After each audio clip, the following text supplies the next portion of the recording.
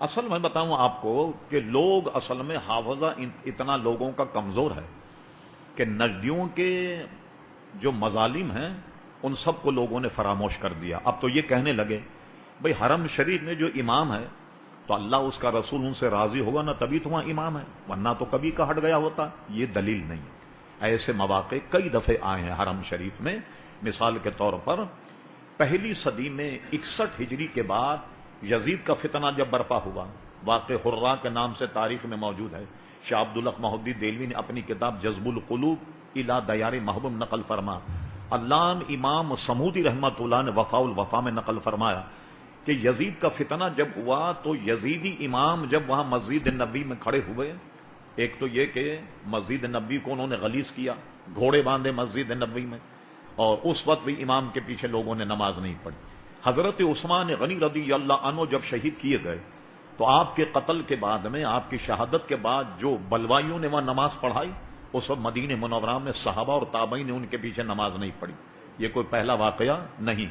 اب یہ آئے نجدی، انہوں نے وہاں کیا کیا؟ مان لیا جائے جو مسجد نبی میں امام ہے وہی حق پر ہے، تو آپ کو تعجب ہوگا کہ انہوں نے آن کر کے مسجد نبی کے مصلی پر سنی اماموں کو ذبح کیا.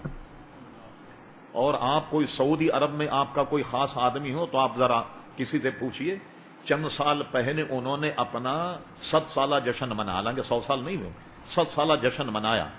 جناب ملک عبد العزیز کو حرم شریف میں گھوڑے کی لگام پکڑے ہوئے قتل عام کرتے ہوئے دکھا گیا. فلم دکھائی گئی سعودی عرب کے ٹی وی میں کہ جس وقت انہوں نے مکہ کو ٹیک اوور کیا، کیا سکھ گھس گئے تھے؟ کوئی یہودی آ گئے، کافر آ گئے؟ کن کو قتل کیا، کن کو مارا؟ سب اہل سنت و جماعت کو مارا اور اس طریقے سے مکہ کو ٹیک اوور کر لیا. مدینہ شریف پر صرف 200 افراد نے حملہ کیا، جس کے عینی گواہ حضرت اللہ مولانا ضیاء الدین صاحب مدنی رحمت اللہ علیہ، جن سے میری 77 میں ملاقات، 40 دن میں ان کے یہاں رہا، سارے واقعات انہوں نے بتایا. 200 آدمی کسی شہر کو فتح کر سکتے؟ نہیں کر سکتے. ترکی اتنے سنی سیول عقیدت کہ جب ان پر حملہ ہوا تو سب نے ہتھیار ڈال دی اور کہا ہم دیار رسول میں قتل نہیں کریں. وہ قتل ہو گئے مگر انہوں نے کسی کو قتل نہیں کیا، اور 200 آدمی نے جناب مدینہ شریف پر قبضہ کر لیا، اپنی حکومت جما لی. کیا وہ لوگ مسلمان نہیں تھے جن کو ذبح کیا گیا؟ کیا وہ لوگ سنی نہیں تھے جن کو مسلح پہ تلواروں سے گلے کاٹے گئے؟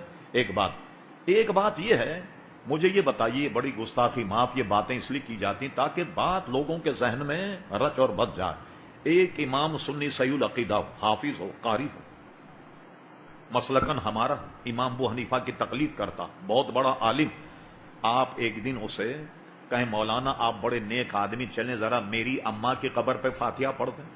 ہم نے سنا ہے حدیثوں میں کہ عالم اگر قبرستان چلا جائے تو 40 دن عذاب قبر اٹھا لیا جاتا ہے. قبرستان آپ ذرا آ کر کے دعا کر دیں.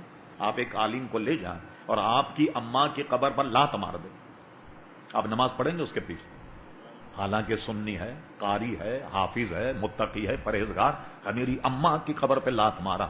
ان کا کیا حال ہوگا جنہوں نے ہماری اماں کی اماؤں کی قبروں کو رون دیا؟ ٹریکٹر چلائے، بلڈوزر چلائے، ہتھوڑی اور چھینی سے ان کے مزار توڑے، گیتی پھاوڑے سے مزار ان کے توڑے.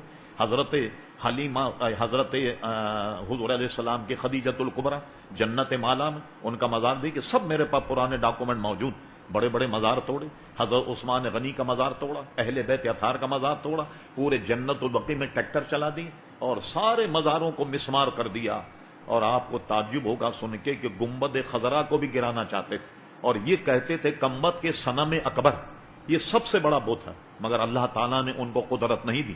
ہم یہ ساری باتیں بھلا بیٹھے. اب ہم سوچتے ہیں وہاں ارے مولانا اتنے لوگ نماز پڑھتے تو نماز کیسے ہوگی؟ کیا نماز میں جمہوریت آ گئی؟ نماز میں بھی جمہوریت آ گئی. اگر میں یہ کہوں کہ اچھا یہ بتائیے کہ داڑھی والے زیادہ ہیں یا داڑھی منڈے زیادہ ہیں، کیا جواب دیں گے آپ؟ کچھ تو بولیں بھائی. داڑھی منڈے زیادہ ہیں لہٰذا جمہوریت آ گئی، ہمیں بھی داڑھی رکھنے کی ضرورت. اچھا سچ بولنے والے زیادہ، جھوٹ بولنے والے زیادہ، تو انہیں کو اختیار کر لیا جائے. چونکہ سارے لوگ جب جھوٹ بول رہے ہیں تو چند لوگ سچ بول رہے ہیں، اس میں بھی جمہوریت، لہذا ان کو مان لیا جائے. ایماندار زیادہ ہیں، بےمان زیادہ، بےمان زیادہ، جمہوریت تقاضا ہے ان کی بات مان لی جائے. بھائی نماز کے مسائل میں جمہوریت نہیں آئی ابھی تک، سمجھے یہ. اور آپ اگر کو دیکھنا چاہیں تاریخ نجد و حجاز ایک بڑی ضخیم کتاب ہے مفتی عبد القیوم ہزاروی صاحب رحمت اللہ علیہ کی، اس کو دیکھا جا سکتا. مولانا اس کو بندی کر کے بیٹھ جاؤ, کوئی دین کا مسئلہ سن لو تو اچھا, کوئی فائدہ ہوگا. ٹھیک ہے نا, ہاں اس کا ٹیٹوا تو بند کر دیا کرو ٹیلی فون کا, جب میں نے بند کر دیا تو آپ بھی بند کریں. تو ٹھیک ہے نا, ہاں تو یہ کہو نا پیچھے اس امام کے میں نے اپنا ٹیلی فون بند کر دیا, آپ بھی بند کر دیجیے, تو کوئی شاید کوئی نیک بات آپ کے کانوں تک پہنچ جائے. چلیے صاحب وقت تو کافی ہو, کوئی ایک آدھ مسئلہ اور پوچھ لیں.